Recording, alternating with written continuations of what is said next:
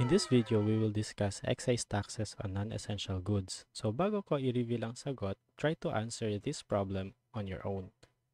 So you may pause the video to answer or download the handout in the description box below. Sige, let's start. So the tax code provides na may tatlong items na subject sa excise tax under sa non-essential goods. We have jewelries, so yung mga alahas, for example, mga earrings, ano pa ba? Necklaces, sing-sing, etc. Next, perfumes and toilet waters. So itong toilet waters, hindi yan siya yung water na sa toilet. It's actually body toilet or less concentrated version ng perfume. So in short, pabango pa rin. And lastly, yate and other vessels intended for pleasures. For pleasure, for example, of course, binigay na yate. Ano pa ba? Jet ski. How about yung mga shipping vessels intended to transport goods? So, hindi yun kasali dito sa non-essential goods kasi ang purpose niya is to transport, hindi naman for pleasure.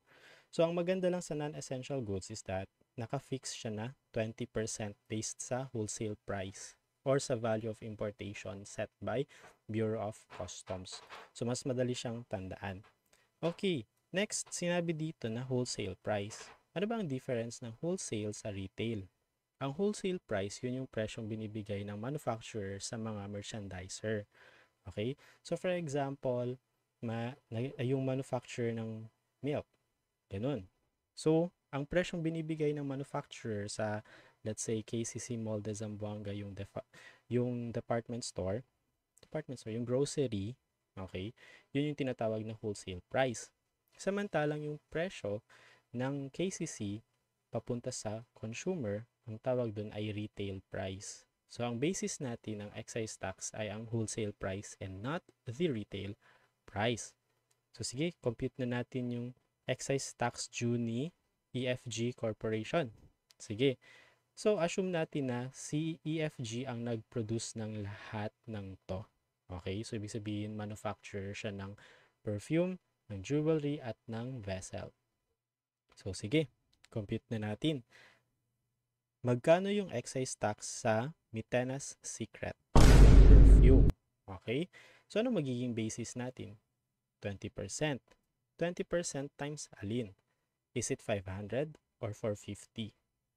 Tama, 450 peso yung wholesale price. Usually, sa given, mas mababa talaga yung wholesale price kisa sa retail price. So, that's 450 times 20% times ilang units na produce? 25,000. So, ang excise tax due bago ilabas ni EFG Corporation sa kanilang place of production, kailangan magbayad muna siya ng excise tax worth 2,250,000. Okay, next. Paano naman tong Goosey Bloom? Sige nga, anong basa sa Gucci? Gucci? Bobo, aral ka muna. Gucci yon, hindi Gucci. Which is a perfume. Okay? So, magkano ang excise tax nito? So, again, yung basis natin ay yung wholesale price. So, that's 1,200 pesos times 20% times ilang units na produce.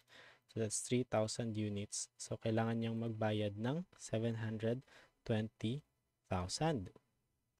Next, Chicana gold necklace. Again, this is a jewelry. Okay? And yung basis natin is, again, wholesale price. So, that is 78,000 times 20% times 1,625. So, that is 25,350,000. Next, Yocona silver earrings. Diba? Pag makita mo yung presyo, mapapasabi ka ng ayoko na.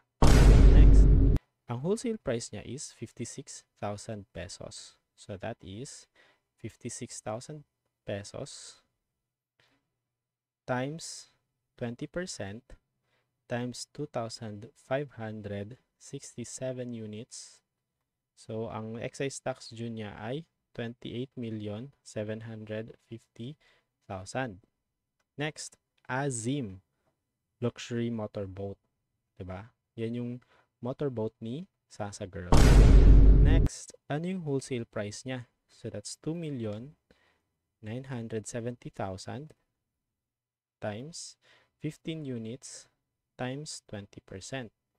So that's 8,910,000. Ayan. So ngayon, ito total na natin. So na-total ko na yan siya paaman guys. Parang cooking show lang. So 65,980,400. So sige, i-total natin just in case, no?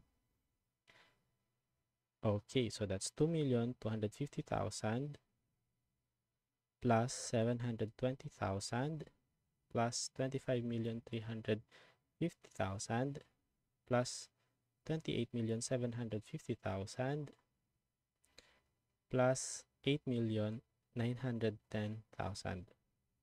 So yan, 6. Okay.